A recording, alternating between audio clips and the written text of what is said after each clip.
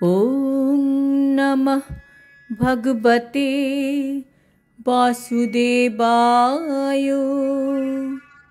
শ্রীমদ্ ভগবদ গীতা দ্বিতীয় অধ্যায় সাংখ্যযোগ। হরে কৃষ্ণা। আজ আমরা সাংখ্যযোগের 46 নম্বর শ্লোকটি শুনব। यावनर्थ उदपाने सर्वतः संप्लुतोदके तावन् सर्वेषु वेदेषु ব্রহ্মণস্ববিজানতঃ। অনুবাদ: ছোট ছোট জলাশয় থেকে আমরা যা যা করতে পারি, যেমন স্নান করা, সাঁতার কাটা, জল ভরা, সেই সব কাজ আমরা বড় জলাশয় থেকেও করতে পারি।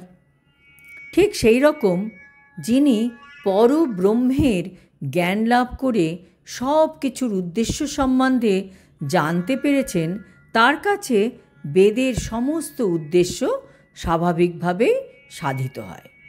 তাৎপর্য: বেদের কর্মকাণ্ডে যেমন যেসব আচার অনুষ্ঠান ও যাগযজ্ঞের বিধান দেওয়া আছে, তার প্রকৃত উদ্দেশ্য হচ্ছে জীবকে ক্রমশ আত্মতত্ত্বজ্ঞান লাভ করতে উৎসাহিত করা। বেদ অধ্যয়ন করার একমাত্র উদ্দেশ্য হচ্ছে সর্বকারণের পরম কারণ ভগবান শ্রীকৃষ্ণকে জানা। সুতরাং আত্মতত্ত্বজ্ঞান লাভ করার অর্থ ভগবানকে জানা আর তার সঙ্গে আমাদের নিত্য সম্পর্কের উপলব্ধি করা। প্রত্যেকটি জীব হচ্ছে ভগবান শ্রীকৃষ্ণের অবিচ্ছেদ্য অংশ। তাই জীবের শাশ্বত কৃষ্ণ ভাবনাকে জাগিয়ে তোলাই বৈদিক জ্ঞানের চরম প্রাপ্তি। শ্রীমদ্ ভাগবতে বলা হয়েছে, হে ভগবান, নিরন্তর যিনি আপনার নাম কীর্তন করেন, তিনি চণ্ডালের মতন নিজ কুলে জন্মগ্রহণ করলেও অধ্যাত্ম মার্গের অতি উচ্চস্তরে অধিষ্ঠিত।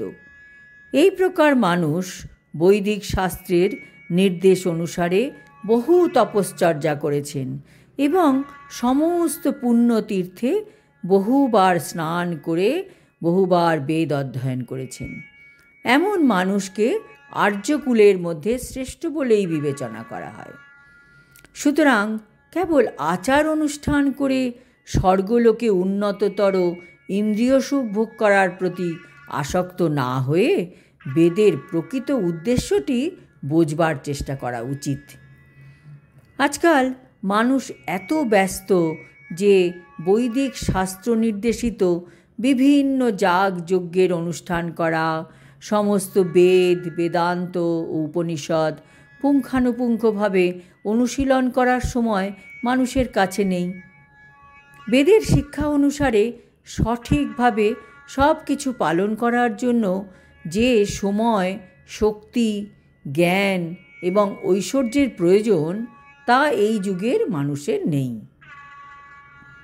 তাই শ্রী চৈতন্য মহাপ্রভু এই কলিযুগের অধঃপতিত মানুষদের উদ্ধার করবার জন্য ভগবানের দিব্য নামের সংকীর্তন করার পথ প্রদর্শন করে গেছেন।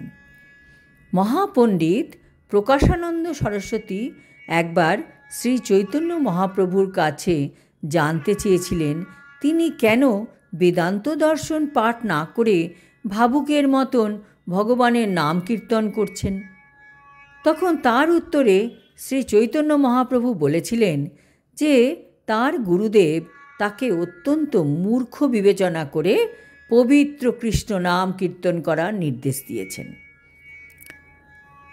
তা করতে করতে তিনি ভগবদ্ ভক্তির ভাবে উন্মাদ হয়ে উঠেছেন। এই কলিযুগে অধিকাংশ মানুষই মূর্খ এবং বেদান্ত দর্শন বোঝার মতন ক্ষমতা তাদের নেই। ভগবানের দিব্য নাম নিরপরাধে কীর্তন করার মাধ্যমে বেদান্ত দর্শনের যে উদ্দেশ্য, তা যথাযথভাবে সাধিত হবে। বৈদিক জ্ঞানের শেষ কথা হচ্ছে বেদান্ত। ভগবান শ্রীকৃষ্ণই হচ্ছেন এই বেদান্ত দর্শনের প্রবক্তা ও জ্ঞাতা, যিনি ভগবান শ্রীকৃষ্ণের নাম কীর্তন করে অসীম আনন্দ উপভোগ করেন। তিনি সর্বশ্রেষ্ঠ বৈদান্তিক, সেটি অতীন্দ্রিয় বৈদিক জ্ঞানের চরম উদ্দেশ্য। আজ এই পর্যন্ত। আগামী পর্বে আমরা শুনতে পারব ভগবদ্গীতার একটি অতি পপুলার শ্লোক, কর্মণ্যেবাধিকারস্তে মা ফলেষু কদাচন। হরি ওং তৎসৎ। হরে কৃষ্ণ।